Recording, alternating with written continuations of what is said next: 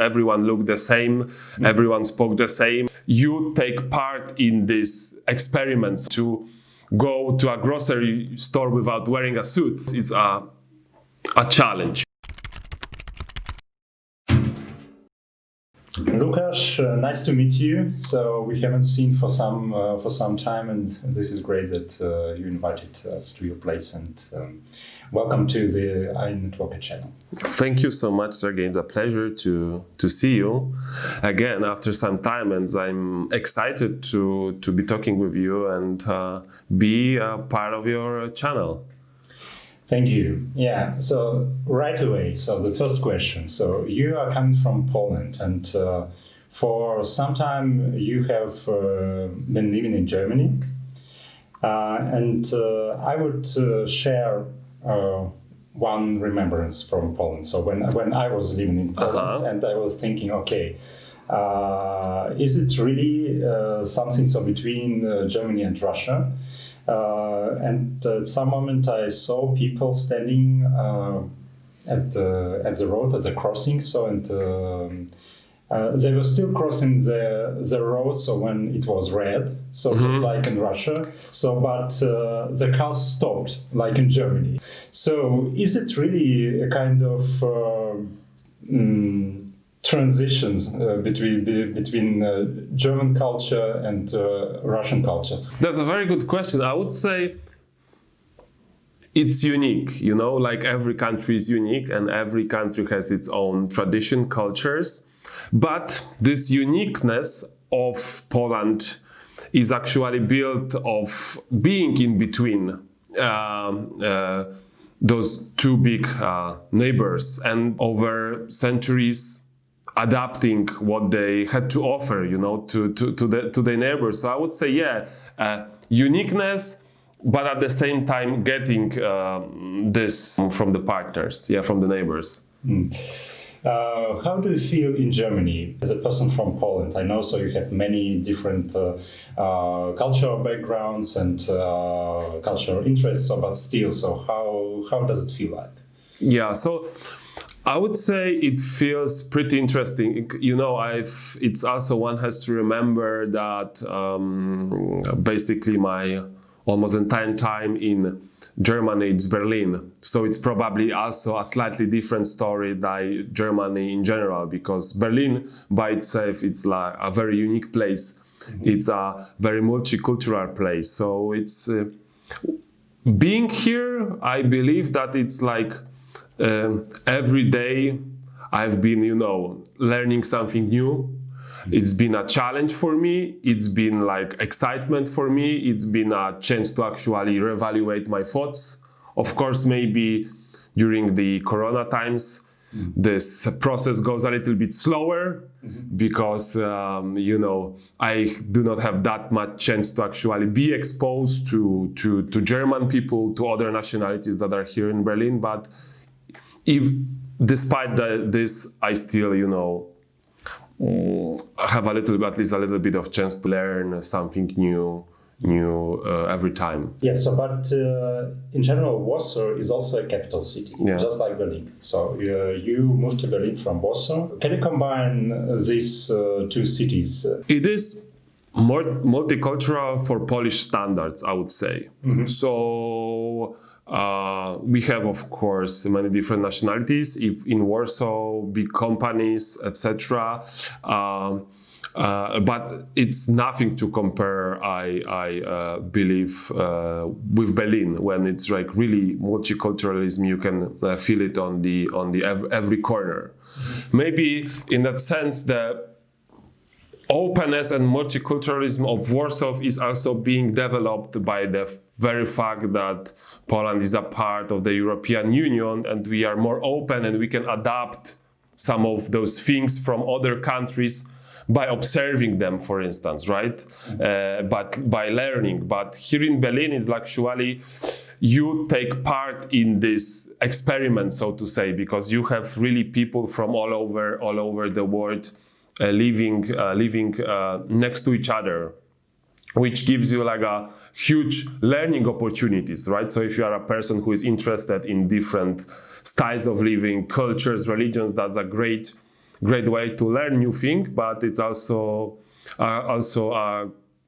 pose a huge challenge, right? Because then you have to learn how to behave, interact with those peoples from different cultures, which is still not the case in Warsaw, because Polish culture is so much more dominant, while in Germany you would say it's not the case in terms of German culture. It's dominant, but not as strong. First time I've been to Warsaw in 1995, and at that time, so I had kind of feeling, well, so of course it's another country, so but still this Stalinist style architecture in the center, also this big palace in the very center. So I felt myself abroad and not abroad, you know. So just like in that sense, every time I'm coming to Warsaw again and again. So and the city is so changing.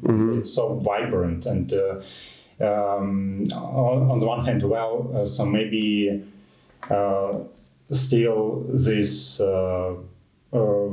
pre-war culture is vanishing, so from the architecture. So, but this modern and up-to-date architecture is coming in place. Yeah, that's a very good point, Sergey. And I would also say that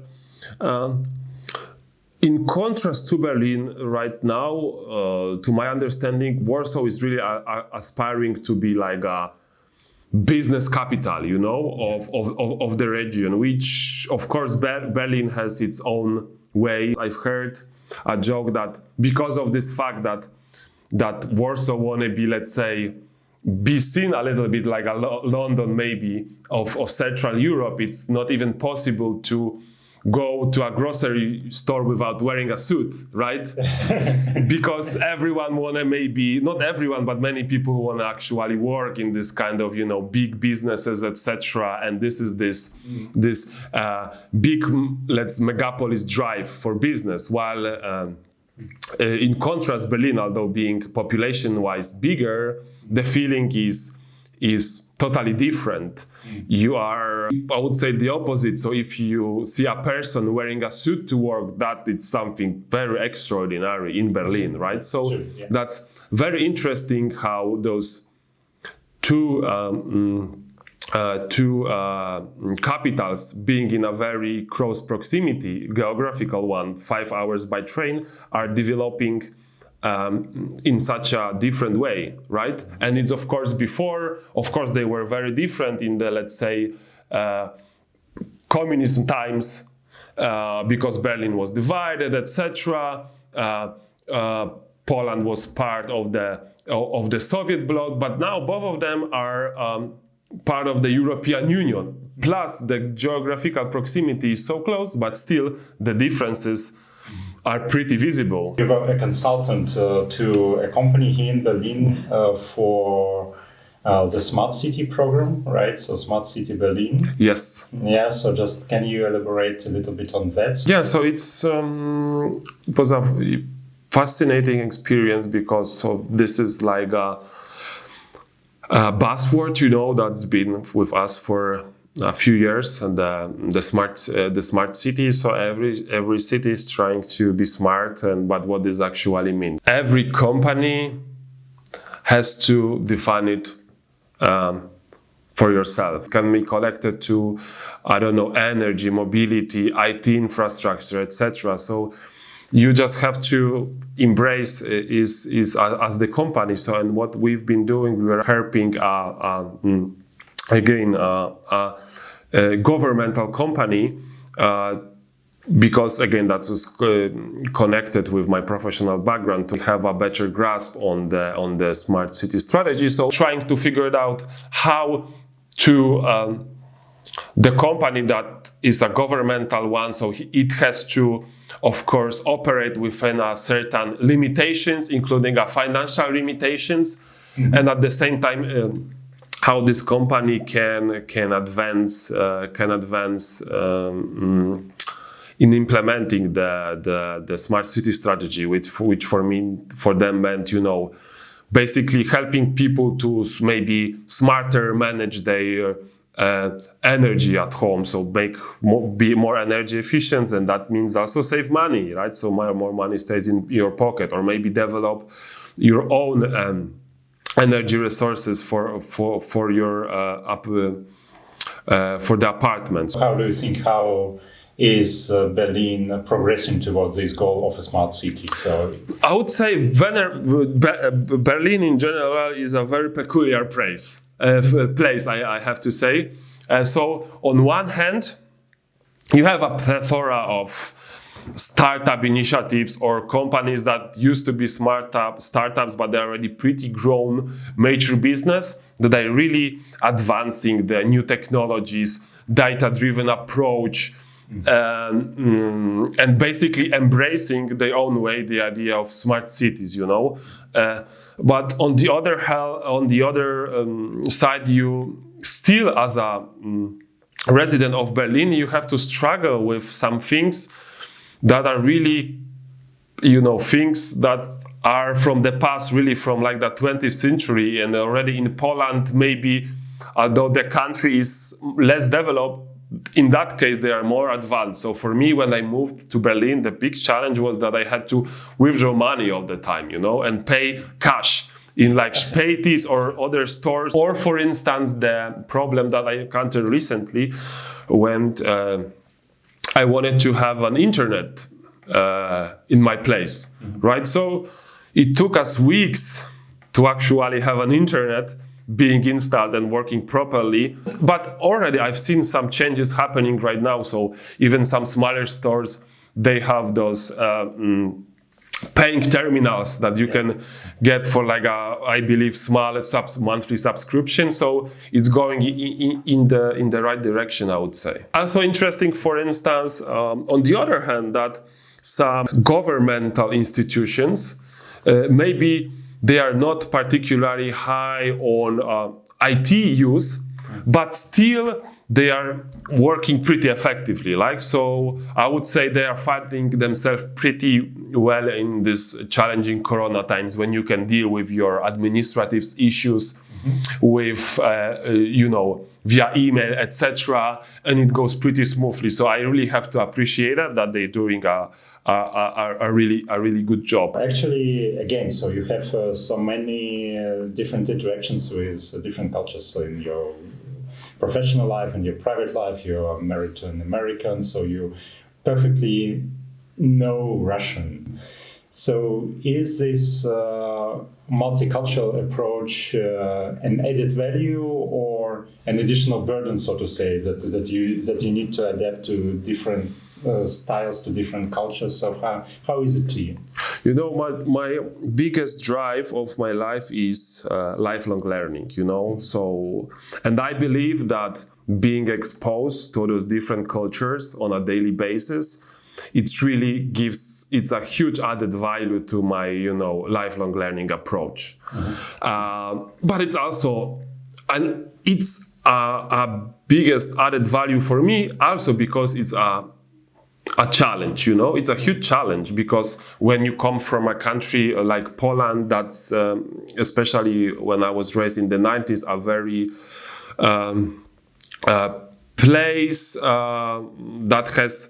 that had everything but multiculturalism. Like everyone looked the same, everyone spoke the same, and had a, let's say, very similar system of beliefs. I've been, you know, challenged of my thought systems, on my belief systems, you know, so that's in, and it really, I believe, helps me to grow as a person and to reevaluate what I've been thinking, you know. So I've changed my political views over time, right?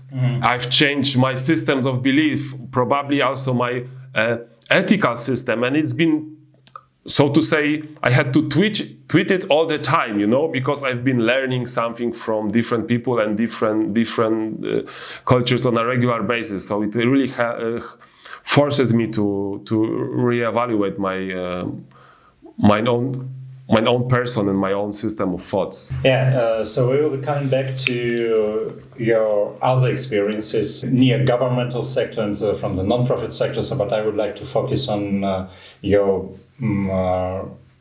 experiences in business. What did your MBA studies give to you? Biggest added value for me to understand and think that even if you are working in such industries are non-profit and business, you should still have this business approach in mind. So it doesn't mean you should be driven by profit making, right? But if you want to make your organization or even your cause successful, you also have to manage it properly. And by this, it means you can bring appropriate people to help to further your cause, because they see that you have a bigger picture in your mind. And by this, you bring people to be with you and also other partners from other sectors to support your cause because they know that you know what you're doing. So you have to have a decent plan and what you're gonna achieve over time. And I think what's really important right now, as we speak in 2020, is like in every industry, no matter private or public, has to be data driven, you know, because we have tools that we can really use so that we can have something really measurable. And I believe this is the best way to actually communicate between all those industries. And I think that's been a part of the German business culture, German negotiation culture for decades, you know, that whatever you are furthering your cause, that you should have a confirmation, you know, an evidence that you can doing, and it's no better way to have it than to have appropriate numbers behind it. You know, so coming back to your very different experiences in the governmental sector, in the non-profit sector, in the business sector. So my impression is that those sectors are talking different languages sometimes. What is your impression, and what helps you to do these translations? More and more often they have, let's say, the similar cases that they are striving to support, you know, for instance, you know, in terms of, I don't know, climate change, sustainability issues, gender equality issues.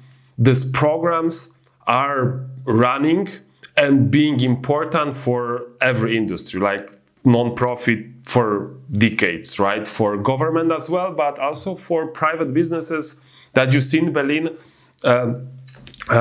Corporate responsibilities programs are going stronger in so many companies, and they're really devoting time, interest, and financial resources to make sure that whatever they're doing is as sustainable as possible, you know. So now you have this common playground, as you mentioned. Now, how you gonna find a language between those three industries? So what I've mentioned before during my conversation, the most important is to find a common denominator, which could be to the data-driven approach. Because what you see from private businesses, and I really like it a lot, okay, we have a clear goals, what we want to achieve. Like we want to reduce the CO2 production with our manufacturers, for instance, in the next few years by 80%, or we want to be climate neutral in the next 5 or 10 years. So, and to do that, if you are producing something tangible, like clouds or etc., you really have to know your numbers, right? How you're going to do it. Yeah. So, and I believe... I think this is exactly what the non-profit sector lacks sometimes, and well, not sometimes, very often, so that we do not have certain deliverables, or measurements, as you talked before, And I believe that what non-profit can do, it's actually really the companies can do it, you know, the sustainability programs, etc., gender equality programs, but also human rights is, of course, very important, right? can do it by themselves, or they can cooperate with or outsource it, whatever you call it, to specialized entities that have been doing it as professionals their entire career. So that's the two different approaches that, for instance, private businesses they may have. And then my understanding is, if they can find an NGO that can really deliver to their promise and has a professional experience of doing that, and it's only concentrating on doing that, I believe that it can be a very good solution and alternative for this private business to actually do it. So on one hand, there would be an NGO which gathers people that really are supporting a cause, and they really want to do something for this cause, delivering it not only on the paper or through the actions that just makes them feel good, but make a change they believe has to happen. So I believe this is the way has to do it. So clear deliverables with a data-driven approach, and I believe there is a huge potential between NGOs and businesses there. In terms of relations of NGOs vis-a-vis government, that's slightly more tricky, because the way it functions sometimes, you have government, they have their annual programs, what they want to achieve. Maybe they have budget, they want to distribute between the different NGOs, but they don't oftentimes do not have a clear understanding of how things should be measured, etc.